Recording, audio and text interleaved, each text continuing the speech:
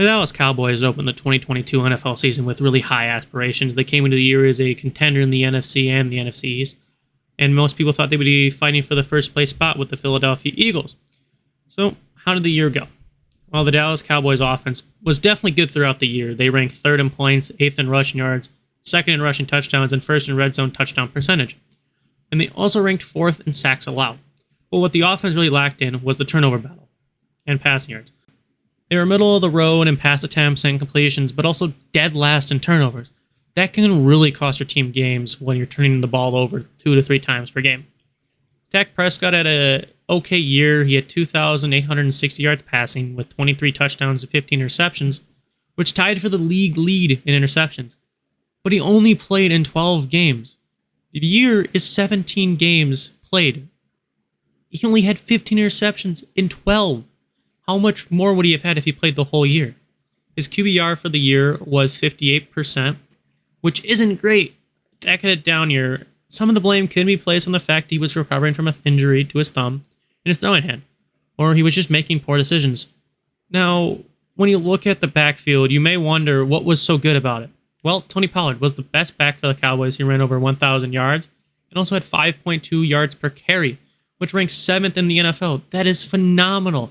He was averaging 5 yards per attempt when he ran the ball. That is going to set up your offense for great positions. So, how did the other back do? Well, Ezekiel Elliott had more attempts but less yards and yards per carry, but more touchdowns because he was the goal line back. Now, the offense in the playoffs did not do well. They struggled. Dak looked like he just was not having fun and just not doing great. Ezekiel Elliott just couldn't do anything in the last play of the game. It was just an embarrassment. So, what did they do? They fired their offensive coordinator in Kellen Moore. He's now with the Chargers. So, who did the Cowboys bring in? They brought in the former offensive coordinator of the Seattle Seahawks and Brian Schottenheimer. He really didn't do anything for the Seahawks when he was there, but who knows? Maybe a change of scenery for him will do something now that he's gotten a few years away from that. What will the Cowboys offense look like? Who knows? Maybe they'll lean on the run game more with Tony Pollard, but are they going to be able to bring him back? That is a question. Do they look to get someone to replace Dak? I don't think so. His contract is very immovable. Now Zeke, he looks like he isn't the number one back he used to be, and that's going to be very challenging because he's also on a big contract. I think this offseason will have a lot of question marks, and hopefully they do get answered. But going into next year, if Mike McCarthy does not make it past the division round, I do think his job is gone. I don't think he'll be there.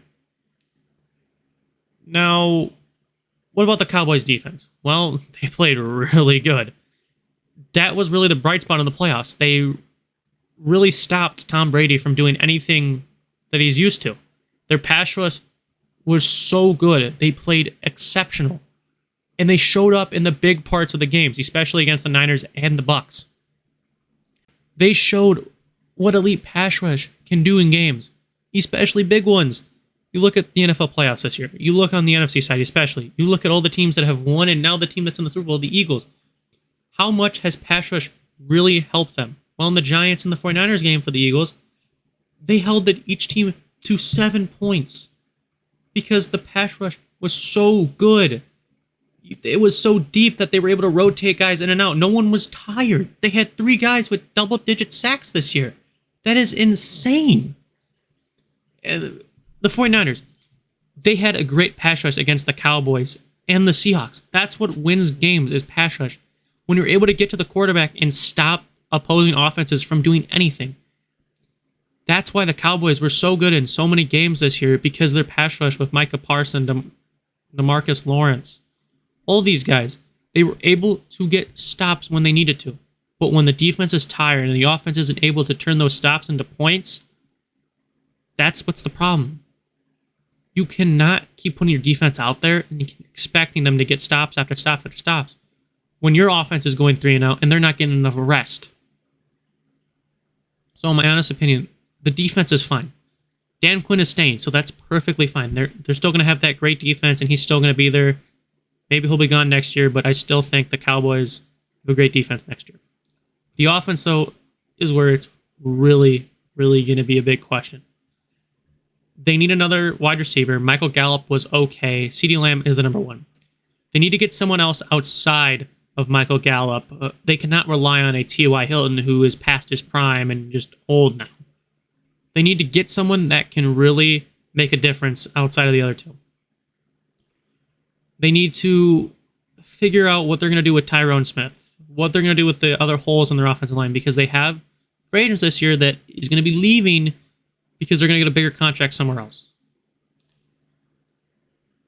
I just think that the Cowboys just have a bunch of holes that they're going to need to reevaluate this year, and I don't know if they're going to be able to get it done in one offseason because you have Dak, who is coming off one of his worst seasons, and who knows if he played all 17 games, how many interceptions he would have had, and how much his QBR and everything would be affected.